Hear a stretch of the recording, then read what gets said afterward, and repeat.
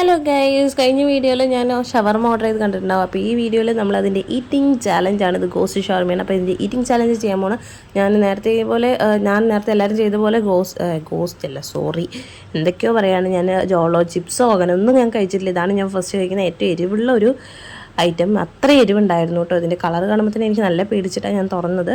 ഇത് ഗോസ്റ്റ് ഷവർമയാണ്. കഴിച്ച ഇത് സ്പീഡ് കൂട്ടിയിട്ടാണ് 5x ആണ് സ്പീഡ് കൂട്ടിയിരിക്കുന്നത്. അത്ര എരിവുണ്ടായിരുന്നു. പതുക്കെ കഴിച്ച് ഇറക്കിയത് കേട്ടോ. അത് ചാലഞ്ചായിട്ട് എടുത്തിട്ട്.